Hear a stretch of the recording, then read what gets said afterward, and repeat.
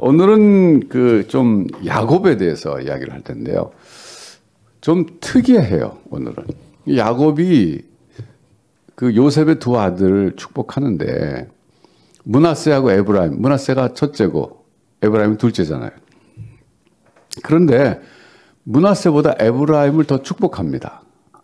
그러니까 이제 요셉이 자기 아버지한테 자기 아들도 축복기도 받기 위해서 데려왔을 때 므낫세를 자기 아버지 오른쪽 팔이 내밀도록 그 위치에 놓고 그리고 에브라임을 왼쪽 팔로 축복하도록 했는데 야곱이 그걸 알고서 팔을 이렇게 어긋맞게 축복하는 거예요. 말하자면. 예. 여기 므낫세가 있고 여기 에브라임이 있었는데 그럼 이제 이렇게 정상적으로 하면은 그 요셉의 뜻대로 장자 므낫세를 더 축복하고 차자 둘째 아들이죠. 에브라임이 더 이제 그다음 축복받게 하는 건데 야곱이 그걸 아는 거예요. 알고서 일부러 이렇게 하는 거예요. 이렇게. 그 요셉이 볼 때 아버님 뭔가 잘못했습니다. 왜 팔을 이렇게 어긋맞깁니까? 지금 장자가 여기 오른쪽에 있으니까 므낫세한테 오른손을 얹으시고 차남 에브라임에게 왼손을 얹으셔야죠. 여러분이 성경 문화권에서도 오른쪽이 강한 쪽입니다. 그래서 하나님 무슨 오른팔이 있고 왼팔이 있겠어요?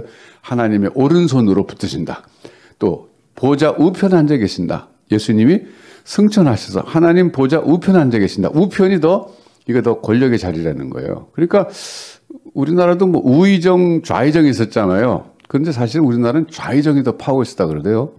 근데 어쨌든 이 성경문화권에서는 그 오른쪽이 더 파워가 있다고 생각했습니다. 그래서 요셉이 말렸을 때 야곱이 아들아, 내가 실수한 게 아니라 내가 알고 한 거다, 일부러. 그랬어요. 자, 여러분 이게 상식적으로 볼 땐 좀 상식이 어긋난 일입니다. 큰아들도 축복했어야죠. 그런데도 불구하고 야곱은 의도적으로 차남 에브라임을 더 축복했습니다. 왜 그랬을까요? 성경은 그 이유에 대해서 설명해 주진 않아요. 그냥 야곱의 마음이었다 이렇게 얘기하는 거예요. 야곱의 마음이었다. 예. 여러분 엿장수가 따그락따그락 엿장수 모르죠. 뭐 민구 다이리 시우 뭐 이유는 모를 거예요. 엿장수가 이거 딱딱 치는데 1분에 몇 번 쳐요? 1분에 이거 몇 번 칠 것 같아요. 딱딱딱딱. 정답은요 엿장수 마음대로거든요. 자 그런데 야곱의 마음대로 그렇게 한 거예요. 근데 중요한 건요 야곱의 마음대로 했는데 하나님께서 그걸 인정하셨다는 게 중요해요. 그러니까 나중에 보세요. 이스라엘의 12지파를 이룰 때 이제 에브라임과 므낫세가 끼잖아요. 대신에 레위 족속이 뭐 탈락은 아니지만 특별히 구별되죠. 제사장 족속으로. 그러니까 참 이것도 보면 재미난 건 뭐냐면 야곱이 요셉에게 이렇게 말했어요. 내 두 아들 애굽에서 먼저 난 내 두 아들 므낫세와 에브라임 내 거다 그랬어요. 그 다음에 나는 자식부터가 내 거다 그랬어요. 이런 마음대로가 어디 있어요? 그러고서는 그 에브라임하고 므낫세를 자기 아들들 레벨에 올린 거예요. 맞으면 삼촌들 레벨에 올린 거예요. 이것도 야곱의 마음대로였어요. 그리고 오늘 지금 나왔지만 이게 축복해 주는 것도 므낫세보다 에브라임 더 축복해 주는 것도 이것도 야곱의 마음이에요. 그런데 나중에 보면 하나님께서 그걸 인정하셨다는 게 참 신기해요. 만약에 야곱이 그렇게 했을 때 하나님이 너 왜 그거 아니다. 또 내 뜻대로 그렇게 마음대로 하는 거 아니야.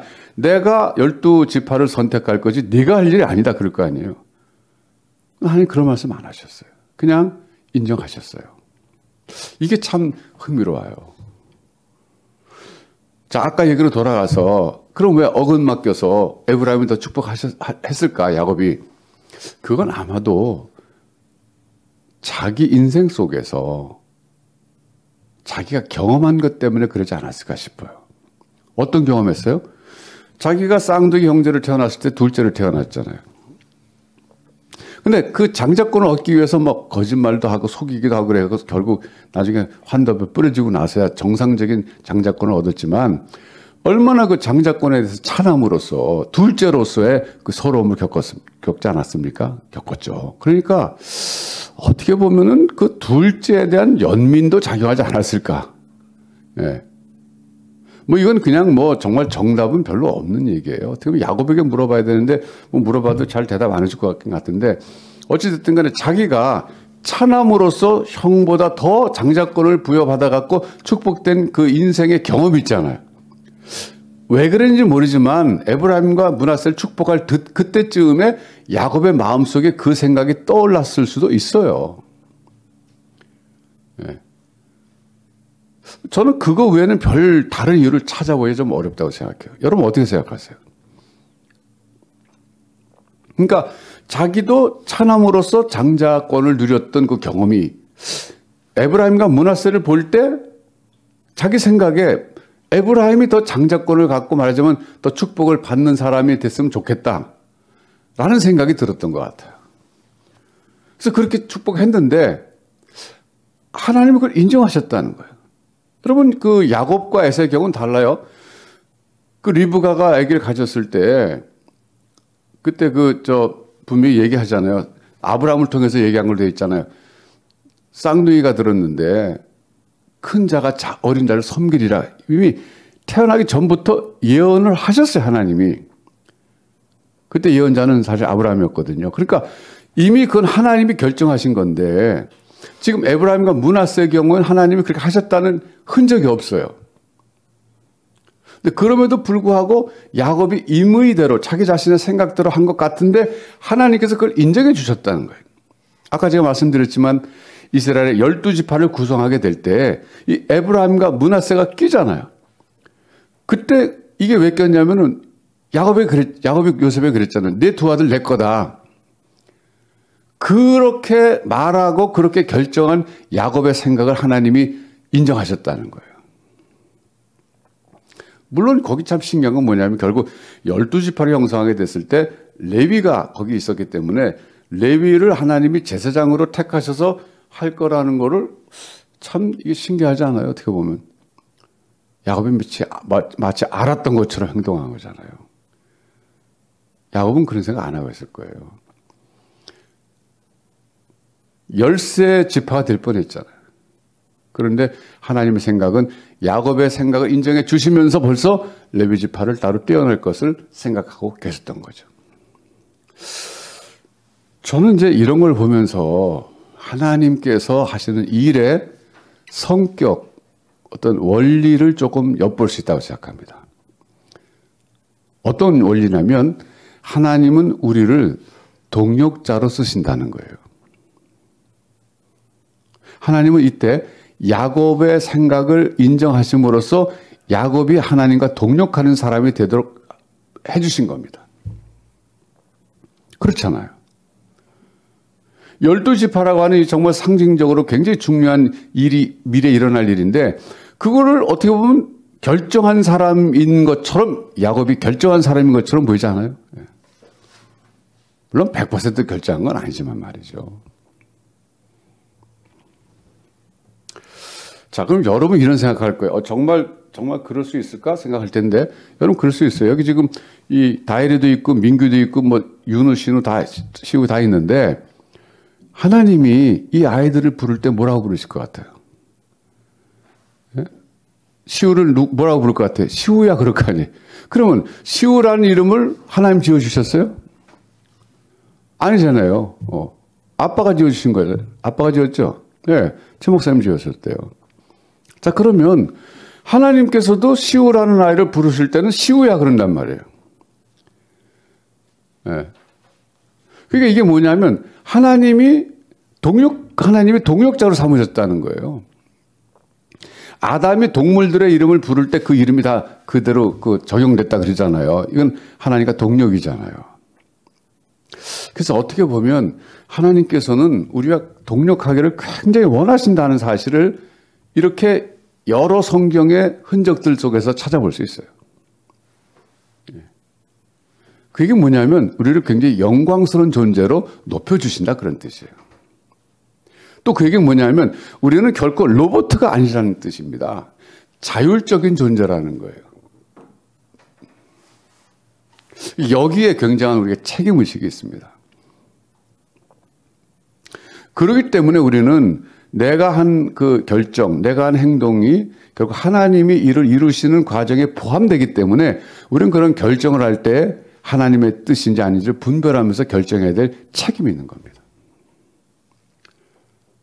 근데 이제 때로는 우리가 뭐 인간이니까 불완전하니까 결정이나 생각을 잘못할 수도 있죠. 완벽할 수는 없죠. 근데 그런 것들에 대해서 우리가 하나님께 그 부족한 부분에 대해서는 은혜를 구해야 됩니다.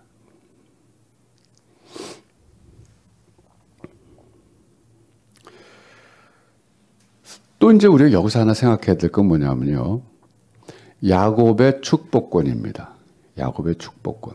그러니까 지금까지 생각한 건 야곱이 하나님과 동역했다고 하는 그 점을, 그 포인트를 갖고 생각한 것인데 하나님 우리를 동역자로 여기신다. 이제 그 점을 얘기한 거고 두 번째는 야곱의 축복권에 대해서 좀 생각해 보고 싶어요. 여러분 야곱은요. 보통 한 집안의 가장하고는 다릅니다. 족장이었어요.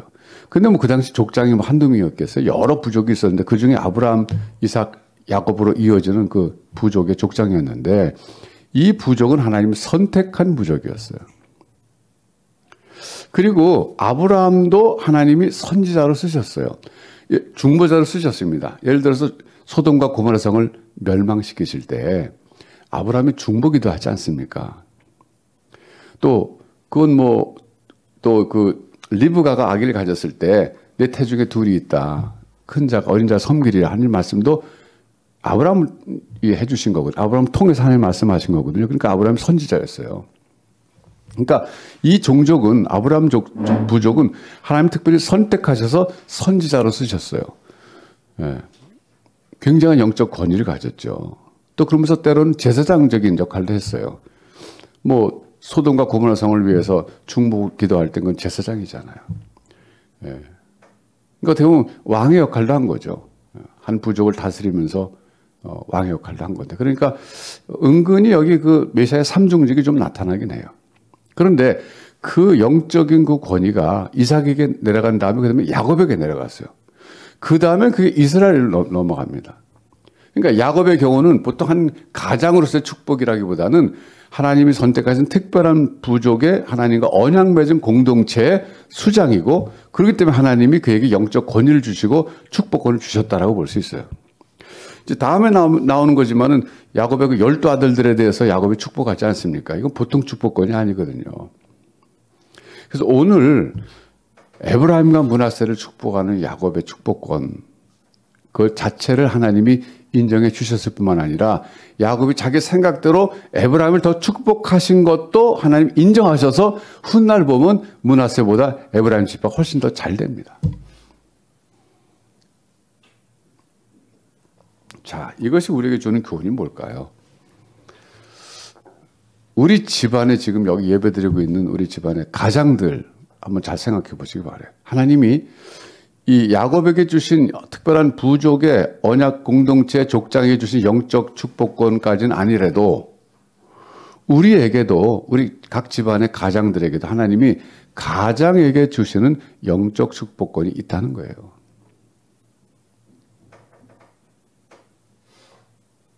그래서 여러분들이 지금 같이 예배드리고 있는 자녀들, 뭐 때로는 자고 있을 수 있죠. 출타했을 수 있어요.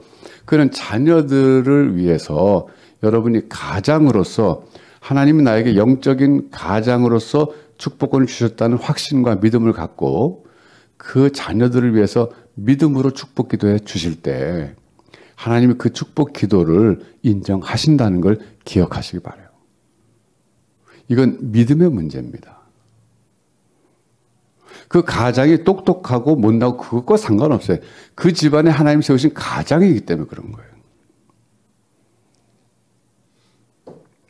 그래서 여러분 자녀들을 위해서 특별히 가장으로서 하나님 내게 그런 축복권을 주셨다는 확신과 믿음을 갖고 여러분이 자녀들을 위해서 축복하는 것은 대단히 중요한 거예요. 옛날에 부흥사들이 했던 말이 기억납니다. 제가 어렸을 때 이제 부흥에 참석하면 그때 부흥사 분들이 하는 조크는 사실 좀 뭐 단순했어요. 좀 유치하기도 하고. 근데도 그때 막 웃었는데 그중에 하나 이런 게 있었어요. 그때 당시 우리나라가 참 못 살았을 때거든요. 그러니까 뭐 자기 자식들에 대해서도 좋은 얘기 별로 안 했어요. 그 자식들 잘 되라고 한 얘기는 안 하는데 딱 한 번 코 풀 때 한다 그래요. 코 풀 때. 그러면서 애가 코에 꽉 찼을 때 그 손수건 갖다 대면서 뭐라 그래요? 흥해라 흥해라 그러잖아요. 그러니까 한문으로 흥한 흥자 쓴다 이거죠. 사실 그 흥자가 아니잖아요. 그냥 흥흥하라 그러는데 우리 한국의 부모, 그 당시에 부모들이 자식들에게 전부 좋은 말 안 하다가 코 풀 때만 한번 좋은 말 한다 그러면서 그 얘기를 했어요. 흥하라 흥하라.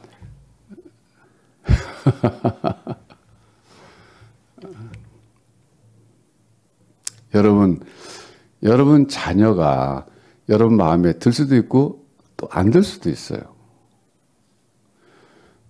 예. 그러니까 자기 자식이지만 마음에 더 드는 자식이 있고 덜 드는 자식이 있잖아요. 그런데 좀 속색이고 말 안 듣는다 그래서 그 자녀를 여러분 막 속으로 화내고 저주하고 욕하지 마세요. 옛날 부흥사들의 말에 의하면 그대로 된답니다.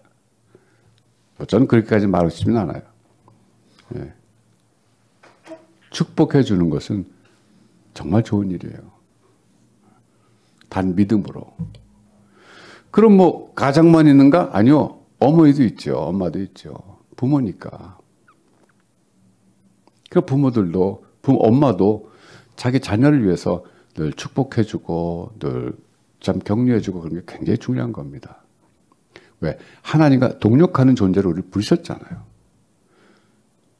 야곱의 개인적 생각과 어떻게 보면 인생의 경험 속에서 자기가 차남으로서 그게 된 경험을 살려서 에브라임을 축복해 준 걸 하나님 인정하셨다는 거예요.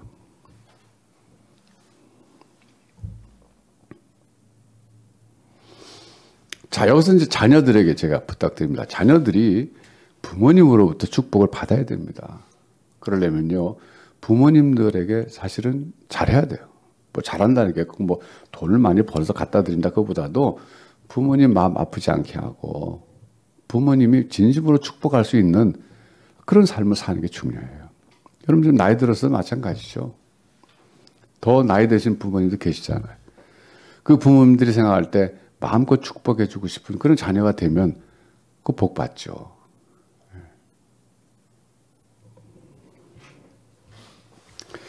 자, 여러분 그래서 오늘은요. 야곱의 축복에 대해서 우리가 살펴보면서 두 가지 좀 생각했습니다. 하나님은 야곱을 동역자로 삼으셔서 같이 동역하셨다. 또 하나는 야곱에게는 축복권이 있었는데 하나님께서 그가 축복하는 것 자체를 인정하셨다. 이 이야기인데요.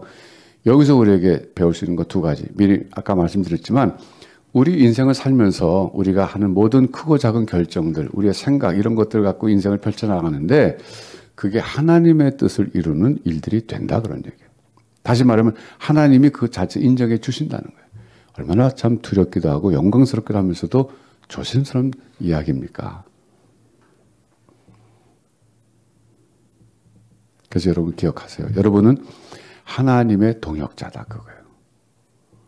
적어도 여러분이 일하는 그 일터와 여러분의 가정은 하나님의 일터면서도 하나님의 다스린 세상인데 그 안에서는 하나님이 여러분과 동역한다는 거예요.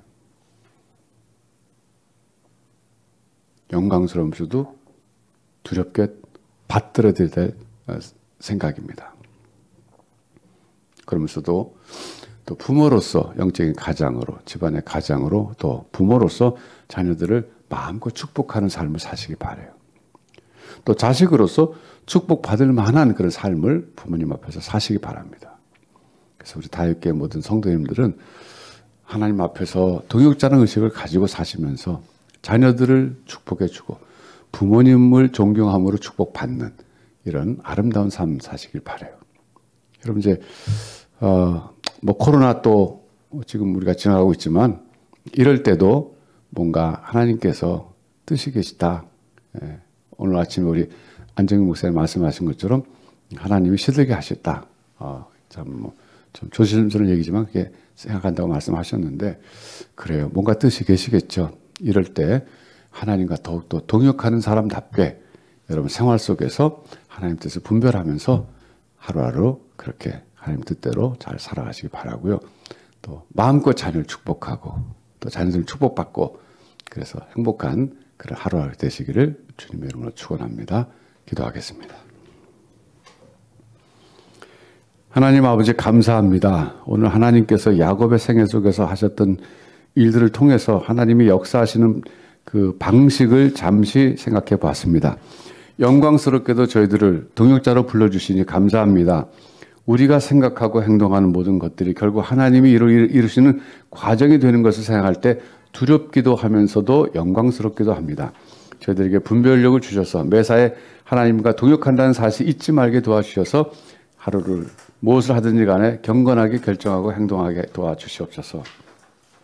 우리 자녀들을 또 마음껏 축복하는 부모들이 되게 해주시고 또 부모들이 축복받는 자녀들이 되게 하여 주시옵소서.